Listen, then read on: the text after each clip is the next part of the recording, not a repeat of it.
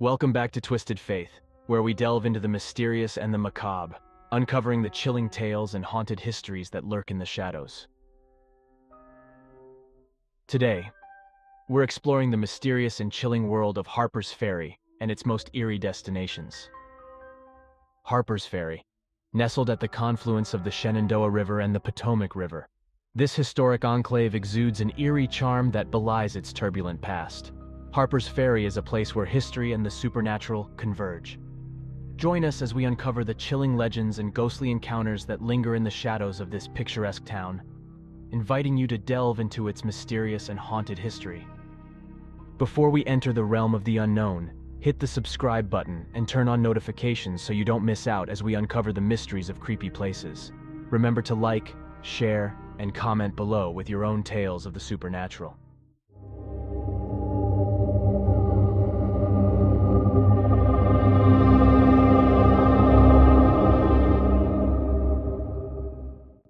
Number 5. Screaming Jenny.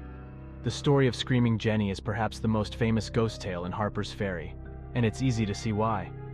In the late 1800s, Jenny was a poor woman who lived in a small, dilapidated shack near the Baltimore and Ohio Railroad tracks, an area known for its transient population.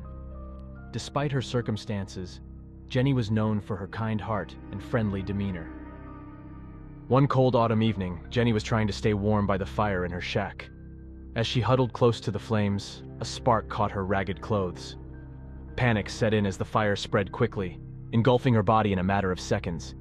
In a desperate attempt to save herself, Jenny ran out of her shack and onto the tracks, screaming for help.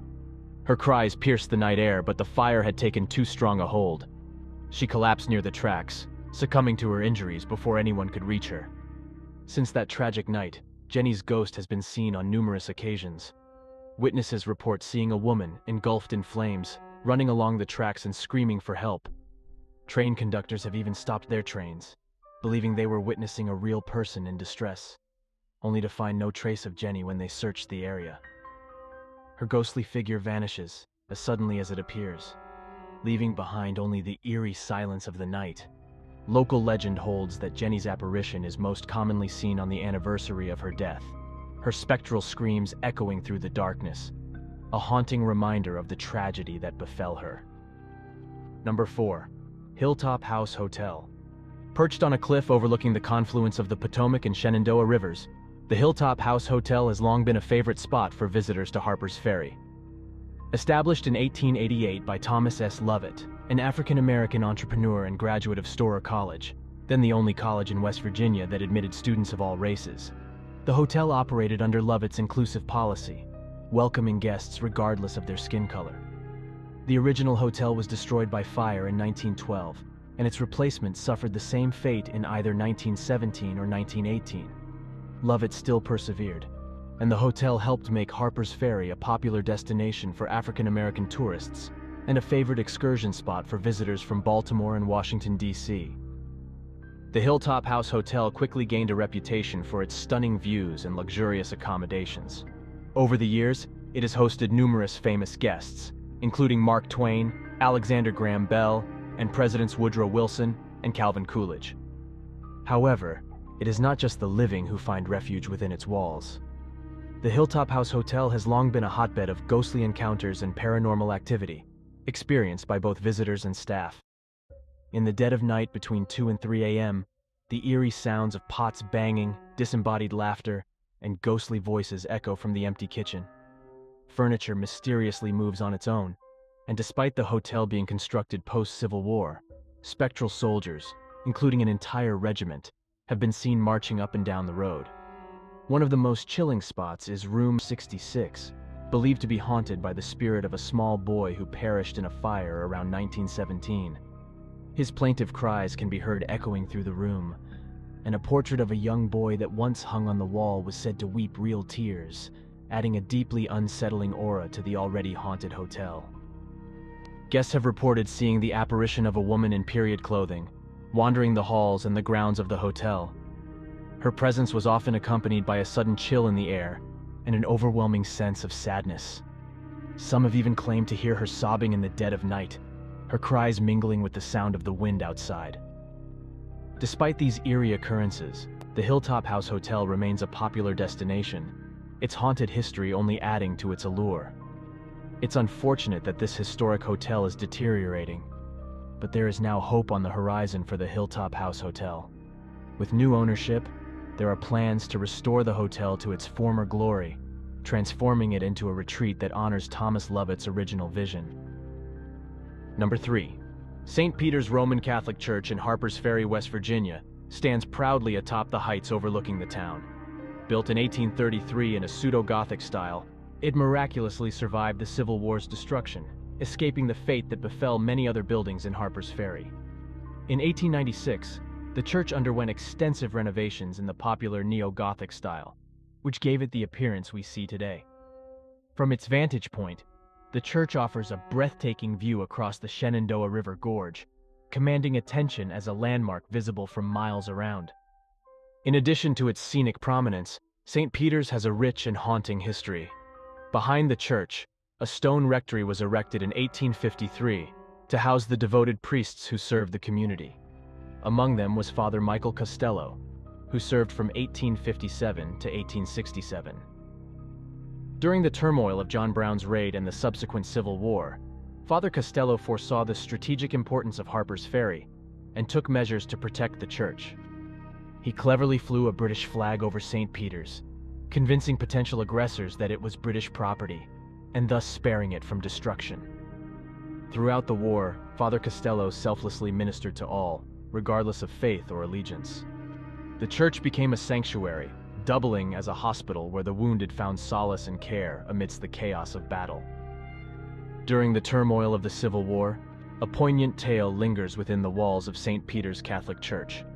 A young soldier, mortally wounded and desperate for salvation, was carried to the church's doorstep, hoping for medical aid inside. As he was being transported by nurses towards the safety of the church, he tragically succumbed to his injuries. His spirit, it is said, is seen standing on the front steps, continuing to seek solace within the hallowed sanctuary. Visitors and churchgoers report hearing a disembodied voice believed to be the soldier declare, "Thank God I am saved." Legend has it that Father Costello's spirit still watches over St. Peter's. Witnesses have reported sightings of an elderly figure in robes, seen walking down the path beside the church and disappearing through walls as if they were doorways, an echo perhaps of the church's past configurations. Inside, the ghostly priest is said to be seen praying at the altar, continuing his vigil for the people of Harper's Ferry. Today, tourists and locals alike ascend Church Street to marvel at St. Peter's Catholic Church, not only for its architectural beauty, but also for the enduring spirit of Father Michael Costello, who remains a spectral presence in the church he loved and protected. Number 2. The Phantom Garrison of 1799. The story of the Phantom Garrison is one of the oldest ghost tales in Harper's Ferry. According to legend, this ghostly phenomenon dates back to 1799 and involves the spectral appearance of a Revolutionary War-era military garrison. During that time, Harper's Ferry was a strategic location, and its armory and arsenal were vital to the fledgling nation's defense efforts. As the United States prepared for potential conflict with France, troops were stationed in Harper's Ferry. The soldiers who marched down Main Street nightly faced an outbreak of cholera that claimed many lives. Legends persist that their spectral forms, armed with rifles and drums, continue to march through the town to this day, possibly preparing for a battle that never occurred. Witnesses have reported seeing apparitions of soldiers marching in formation, fully equipped with uniforms and muskets, often accompanied by the sounds of drumming and marching feet. These spectral soldiers are most commonly seen near the old armory grounds, where military activity was once a common sight. The Phantom Garrison is believed to be a residual haunting, a sort of replay of a significant historical event from the past. Some say the soldiers appear to be engaged in routine drills, while others claim to have seen them preparing for battle. One particularly eerie aspect of the Phantom Garrison story is the level of detail reported by witnesses. The soldiers are described as wearing period-accurate uniforms, their faces stern and focused.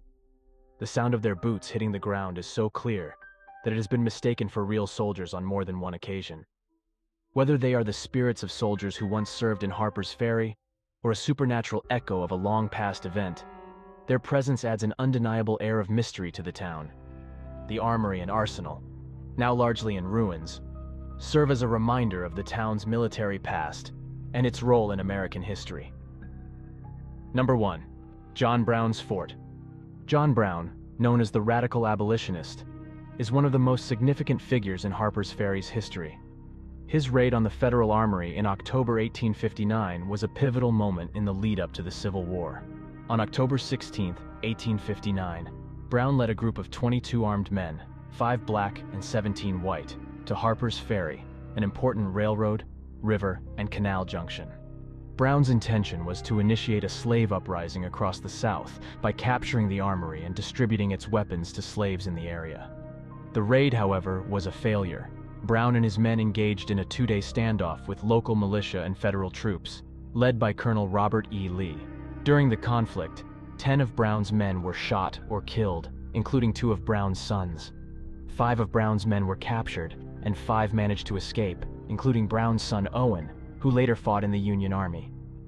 Ultimately, Brown was captured, tried, and hanged for treason on December 2, 1859. The ghost of John Brown is said to haunt several locations in Harper's Ferry. One of the most common sightings is near the site of the old armory, where the raid took place. Visitors have reported seeing the ghostly figure of a man with a long beard, dressed in period clothing, wandering the grounds. He is often seen with a determined look on his face, as if he is still on his mission. Another location associated with Brown's ghost is the fire engine house, known as John Brown's Fort. This small building was where Brown and his men made their last stand before being captured. The fort has become a focal point for paranormal activity, with visitors reporting cold spots, unexplained noises, and the feeling of being watched.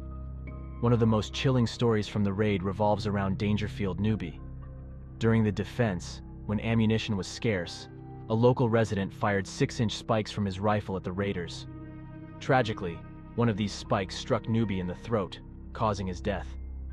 Following his demise, there were reports that residents mutilated his body, stabbing and dismembering him before leaving him in an alley for hogs to consume. Today, witnesses claim to see Newby's ghost wandering the streets of Harper's Ferry, marked by a visible scar across his throat, baggy trousers, and a slouched hat, making him one of the town's most infamous and haunting specters. Some have claimed to hear the faint sound of gunfire and the cries of men in battle, as if the events of that fateful day are being replayed over and over. The spirit of John Brown, it seems, remains bound to the place where he made his final desperate stand. Today, the fort is preserved as a historical site, drawing visitors interested in both history and the paranormal. As we conclude our journey through the serene town of Harper's Ferry, nestled amidst its cobblestone streets and historic buildings, tales of the supernatural intertwine with its rich history. Each whispered legend and eerie encounter serves as a poignant reminder of how deeply the past has shaped Harper's Ferry over the centuries. Whether driven by curiosity or a belief in the paranormal, all who venture into this historic enclave are captivated by the mystique that defines Harper's Ferry. This has been Tyler. Thanks for joining me on this chilling exploration of Harper's Ferry and its creepiest places. If you enjoyed this video, don't forget to like, subscribe, and hit the bell icon for more haunted histories and chilling tales. Share your thoughts or any ghostly experiences in the comments below. Until next time, stay curious and stay creepy. Bye for now.